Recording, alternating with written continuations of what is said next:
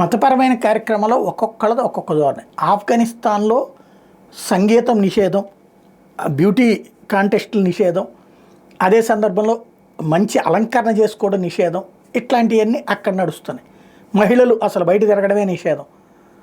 ఒకవేళ తిరగాలన్నా మగవాళ్ళకి తోడు ఉండాలి, అది కూడా కనీసం కళ్ళు కూడా బయటకు కనబడడానికి వీల్లేనటువంటి దుస్తులు ధరించాల్సినటువంటి పరిస్థితి అక్కడ. మరి అదే అరబ్ దేశాల్లో అట్లుంటారా? ఏ స్థాయి మార్పులు ఉంటాయి? డైరెక్ట్గా అక్కడ మహిళలు డ్యాన్సులు వేస్తున్నారు, పాటలు పాడుతున్నారు, సంగీతం నడుస్తుంది, ఎక్కడిదక్కడే నడుస్తుంది. ఇదంతా ఎందుకు చెప్పాల్సి వస్తుందంటే కాశ్మీర్లో ఒక ఆఫ్ఘనిస్తాన్ లాగా మార్చాలనుకున్నారు దరిద్రులు. బట్ దుబాయ్ నేను చూడండి, ఎంత డ్యాన్సులు వేశారు, ఎంత గంతులు వేశారు, ఎంత మ్యూజిక్లు వినిపించారు అక్కడ ఐసీసీ ఛాంపియన్స్ ట్రోఫీలో. అట్లాగే అక్కడ బ్యూటీ పార్లర్ ప్రోగ్రామ్స్ కూడా జరుగుతున్నాయి కదా, సినిమా ఫంక్షన్స్ కూడా జరుగుతున్నాయి కదా, సంగీత విధానం జరుగుతుంది కదా. మరి అక్కడ ముస్లింలే కదా ఉంది, అక్కడ ఎవరైనా తప్పుడుతున్నారా? వాళ్ళు కూడా పార్టిసిపేట్ చేస్తున్నారు కదా.